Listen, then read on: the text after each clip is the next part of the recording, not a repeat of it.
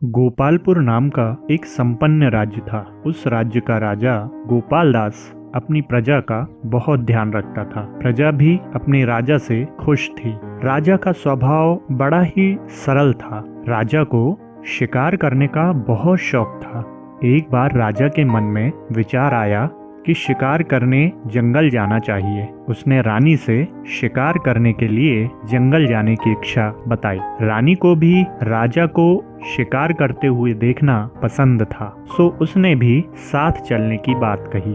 राजा भी रानी को अपने साथ शिकार पर ले जाने के लिए तैयार हो गया। अगले ही दिन राजा और रानी अपने कुछ सैनिकों और नौकरों के साथ शिकार के लिए जंगल की ओर रवाना हुए। थोड़ी ही देर बाद वे सभी जंगल पहुंच गए और शिकार की तलाश के लिए जंगल में इधर उधर घूमने लगे। लेकिन दिन भर के प्रयास के बाद भी राजा को कोई शिकार नहीं मिला।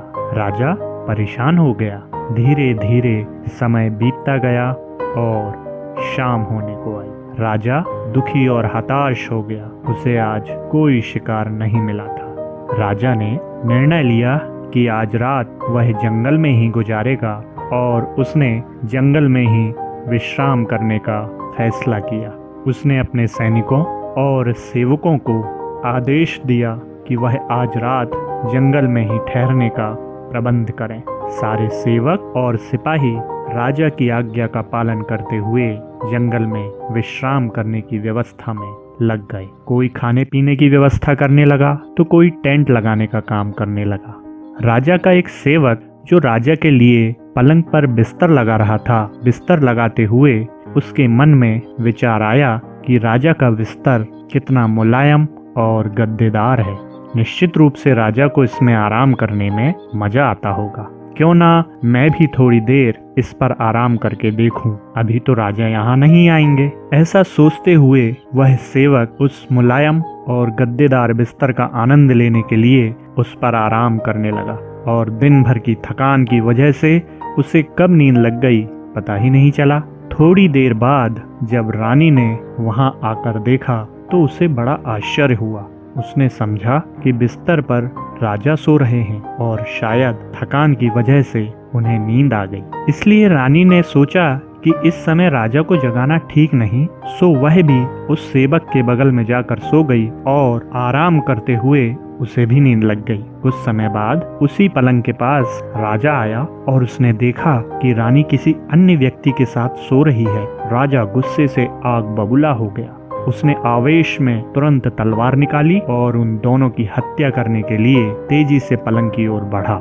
लेकिन अगले ही क्षण राजा को विचार आया कि वह तो राजा है, वह किसी भी समय उनकी हत्या कर सकता है। उससे पहले इसमें क्या रहस्य है, मुझे यह समझना चाहिए। रानी और सेवक इन दोनों में क्या सांठगांठ है, मुझे पता करना चाहिए। कहीं ऐसा तो नहीं कि यह दोनों मिलकर मुझे मारना चाह रहे हों और मेरा राज्य हड़पना चाह रहे हों। मुझे इसका पता लगाना चाहिए। ऐसा सोचकर राजा उसी पलंग के नीचे छिप गया और उनके जागने की प्रतीक्षा करने लगा। कुछ समय बाद रानी की नींद टूटी और उसने उठकर देखा कि उसके बगल में उसका सेवक सो रहा है। वह घबरा गई और उसने सेवक को जगाया। जागते ही सेवक के पसीने छूट गए। वह घबराकर कांपने लगा और हाथ जोड़कर रानी से माफी मांगने लगा। साथ ही उसने उस बिस्तर पर सोने का कारण भी बताया। कारण जानकर रानी ने भी उस सेवक से माफी मांगी और कहा कि वह स्वयं भी उसे राजा समझकर उसके बगल में सो गई। पलंग के नीचे छिपा राजा भी उनकी बात सुन रहा था। वह पलंग के नीचे से निकलकर बाहर आया और उसने सेवक और रानी से माफी मांगते हुए कहा कि आज मुझसे बड़ा अनर्थ हो जाता। तुम दोनों मुझे माफ कर दो। जब मैं यहाँ आया तो तुम दोनों को सोता देखकर मैंने तुम्हारी हत्या करने की सोची और तुम्हारा रहस्य जानने के लिए मैं इस पलंग के नीचे छिप गया। लेकिन अब मैं सब कुछ जान गया हूँ। कभी कभी आंखों देखा भी गलत हो जाता है। मुझे यह सीख तुमसे मिली। राजा बहुत बुद्धिमान और धैर्यवान था। उसने उस सेवक की गलती के लिए सजा नहीं दी और उसे माफ कर दिया। साथ ही राजा के मन में यह भी विचार आया कि जब इस घटना से उसका मन इतना दुखी हुआ है तो वह तो अब तक ना जाने कितने जानवरों को जान से मार चुका, उन्हें कितना कष्ट हुआ होगा। सो उसने आगे से कभी शिकार न करने की कसम खाई और बिना शिकार किए ही जंगल से लौट आया और अपने राज्य में कानून बनाया कि आज से कोई भी किसी भी जानवर का शिकार नहीं करेगा। राजा के इस फैसले का सभी नगरवासियों ने स्वागत किया और सभी हंसी खुशी राज्य में अपना समय बिताने लगे। तो आपने देखा कि कभी कभी कुछ बातें जो हम अपनी आंखों से देखते हैं वह गलत भी हो सकती हैं। हमें अपने जीवन में सभी मुद्दों पर गंभीरता पूर्वक निर्णय लेना चाहिए और अच्छी तरह विचार कर किसी निर्णय पर पहुंचना चाहिए।